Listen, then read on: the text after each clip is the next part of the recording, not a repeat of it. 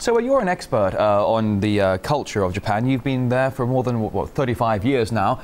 Can you talk to me about the mindset of the Faceless 50, those emergency workers who are ultimately risking their lives to save the country? I don't think there's any other word to use for them except heroes.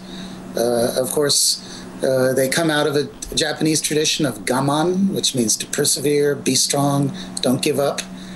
Think of World War II. The Japanese fought bravely until the end. I think that strong mindset of keeping up in face of all difficulties is still here. Well, when you talk about that strong mindset, and you mentioned World War II, at the end of it we saw Nagasaki, Hiroshima just decimated there, and yet Japan went on to become arguably one of the most advanced countries on the planet. Are we going to see the same mindset again? They're going to recover and move forward with strength? Well, I'm not I think the economy will certainly rebound. I'm not sure that it will rebound in the same way as it did after the war. And I think it's because this time we have a background of 20 years of stagnation. And so Japan may rebound, but probably back to those stagnated levels, I'm afraid.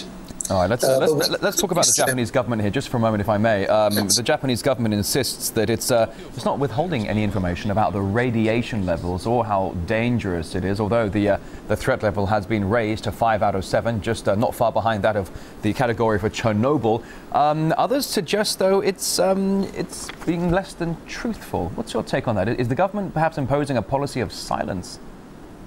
Well, I don't think that it's a clear-cut policy, but there is a long tradition within the nuclear industry in Japan of hiding or at least twisting or misinterpreting the evidence. One example is raising it to 5. It's been 4 for a long time, which was the level of 3 Mile Island, where there was nuclear radiation but no nuclear material released into the environment. This one has had massive amounts of nuclear material, huge radiation, and only now, grudgingly, is it raised to 5, and of course most people believe it should be 6. So there's still an attempt to play it down.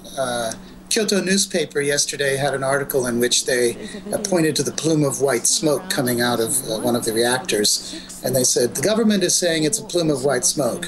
What they really mean is explosion.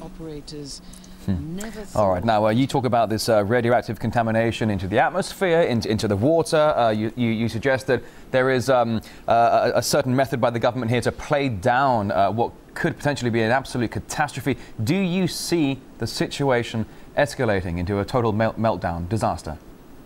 I think that's completely unpredictable. I think what we can be sure of is that this mess will take weeks, maybe months to clear up.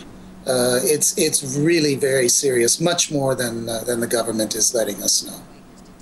All right, Alex Kerr, an expert on Japanese culture. Thank you very much for your time.